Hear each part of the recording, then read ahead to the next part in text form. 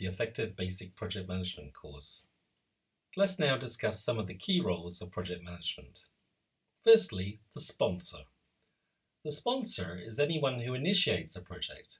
It's usually the most senior team member, who could be on the executive or group leadership teams. They provide authority, and they're often the business case owner.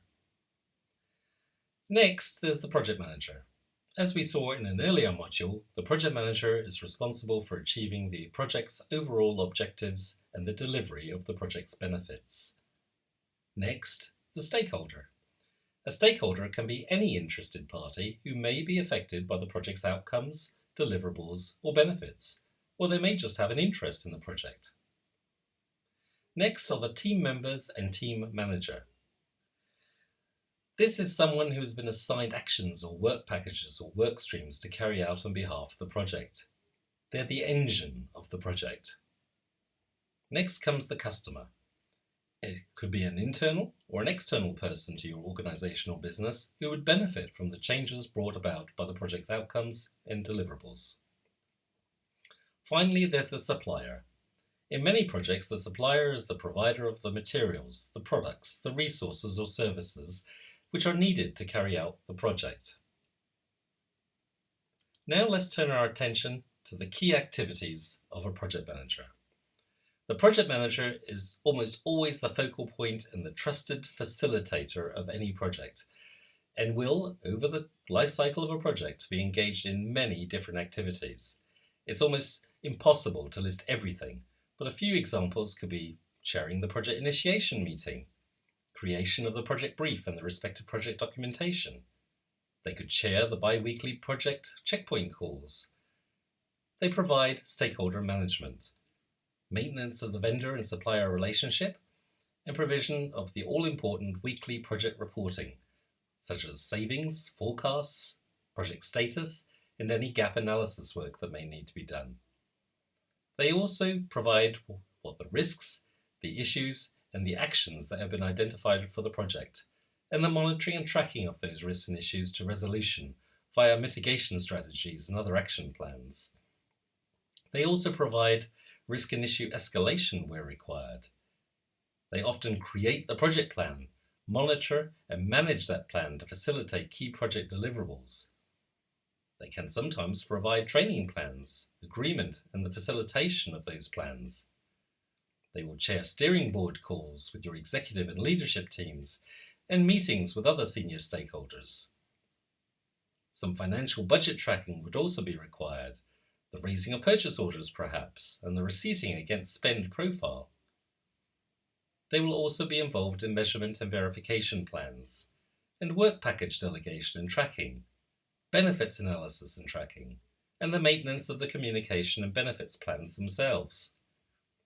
Finally, they will also help to build the project's quality plan and register, and finally, administer the project closure effectively and the post-implementation review which comes afterwards. Next, let's talk about the project authority and steering board. As you will see on this slide, the project authority and steering board sits at the top of the chart. The business and organization itself will provide finance to manage projects, and they will also seek the benefits or the rewards from the project's success. The project manager sits squarely and centrally in the middle of it all. In this example, you can see that the project board gives the authority to proceed on the project to the project manager, and the project manager in turn will provide escalations, guidance, and reporting to the project board and steering board. The project manager also has an interface to inform and report to stakeholders. They will also provide orders to suppliers and vendors who could be internal as well as external, and provide order fulfillment. Often, a project manager will have some sort of project support. This can usually come from a PMO or project management office. The project manager also will delegate work packages to a project team and receive the delivery of those work packages. They will also request and provide authority for change via the change request authority. Equally, they will also deliver the benefits of the project to the customer, and any requirements and changes from the customer will be notified via the project manager. So you will see from this slide the central importance of the project manager in managing all projects. But before we begin any project, we need to define the project, and we do this using various forms of analysis. I'm going to just show you a few examples. Firstly, SWOT. SWOT analysis looks at the strengths, weaknesses, opportunities, and threats of doing a piece of work. Under strengths, we're looking at understanding the tangible and intangible benefits or highlights that the project will realize. The weaknesses is an understanding of the tangible and intangible disbenefits or lowlights the project may realize. Opportunities are the potential areas of growth in terms of time, cost, and quality that the project could or will generate, whilst threats are the things that may negatively affect the project's success or completion, and it could be a mixture of internal and external events or occurrences. PESTLE is another form of analysis, and it looks at the political, economic, social, technical, environmental, and legal consequences of doing or not doing a project. Political is essentially the political ramifications, internal or external, of doing the project. And all businesses or organizations have some sort of political dynamic to it. The economic side of PESTLE analysis is what are the financial implications, cost reductions, revenue generation, or even cost avoidance of doing or not doing the project. Social are the social aspects of proceeding with the project. Technical are the technical implications of doing the project. Do we have the knowledge, the machinery, the kits, the understanding, the knowledge? Environmental are the environmental considerations to be made in doing the project. And finally, legal. Can or should the project progress against any legal, statutory, or regulatory obligations where you are? Next, let's look at MOSCO. MOSCO analysis looks at the must-haves, the should-haves, the could-haves, and the won't-haves. To do any project, you have to understand what things must be included as part of the project's delivery, and which will be measured against its success. It's otherwise known as the project's green light tick list. The should-haves are what things should be included as part of the project's delivery, and which will be measured against its success. It's otherwise known as the nice-to-haves. The could-haves are what things could be included as part of the project's delivery, and which will be measured against its success. It's otherwise known as the project's wish list. Finally, and most importantly, we need to understand what we won't have. These are the things that should not be included as part of the project's delivery, and which as such will not be measured against its success. This is otherwise known as the project's red lines. So when it comes to defining a project analysis, it's really desirable to look at the bigger picture, the market, the industry that you're in, when considering the implication of a project. And we need to understand such things as supplier power. What is the power of the people providing inputs to your projects? Is it high, medium, or low? The same for buyer power. What is the power of the people buying the products of your project? High, medium, or low, for example? And what's the threat of substitution? Are there substitutes in the market that could be used in place of the products produced by your project? Competition is vitally important, so it's good to know who your competitors in the market is. As too is new entrants. Are there any planned new competitors entering into the market? Let's discuss the business case. The business case is the justification for any organization's project activity. It answers the basic questions of what are we trying to do and why are we doing it.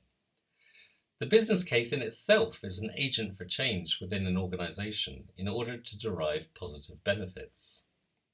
A business case typically consists of costs, benefits, risks, and timescales, and it forms the basis upon which the project brief is created and subsequently discussed with the project team and stakeholders at the project initiation meeting. The business case is a live and active document throughout a project's lifecycle, and it has to be returned to throughout the project's lifecycle to check for viability. The business case is usually drawn up by the project sponsor, and it must be agreed and funded before any project work starts. It's really important that all projects, before they even start, must have a funded business case. So with that in mind, let's look at a simple example of a business case. Here we are. In this example of a business case, we have the project name. What is the name of the business case or project? It's really important that we use a suitable, understandable title of the project. A business case reference number is really good. To have a unique reference number will enable you to always look it up when you have a number of projects and a number of related business cases. It's very, very good for configuration management. An executive summary is simply a brief text which describes what the project is and for what it seeks to accomplish. The reasons is a brief text which describes why the project's needed. And the business options shows you what options were considered before deciding at the choice being made for this business case. What other things could you have thought of to do instead of the project that you chose to do? And then finally, when the decision is made, let's list the options that were discounted and why they were discounted. Finally, the selected recommended option, the option chosen for progressing the project, expressly states what we are doing as part of this project. And next comes expected benefits. So what are the benefits that could be derived from the success of this business case? And just as important, let's look at the disbenefits. What are the disbenefits of doing or not doing this business case? Timescales. How long do we expect this project to take? What are the time slots for doing the project? Very important, we list the costs. What are the relative costs of doing the business case that funding is being sought for? In other words, what budget do we need for the project? And how long will it take to achieve? The investment appraisal is the likely payback of the project in terms of costs and the effort of achieving this business case, which is the forecast. When looking at any investment appraisal, it's really important that we look at not just the cost of the raw materials that's needed to deliver the project, but also the resource costs. People costs are often the most expensive part of any business project. Finally, the selected option chosen for the project and the major risks and issues at this early stage of doing or not doing the business case. We will now progress to the next module, in which we will look at more elements of effective basic project management.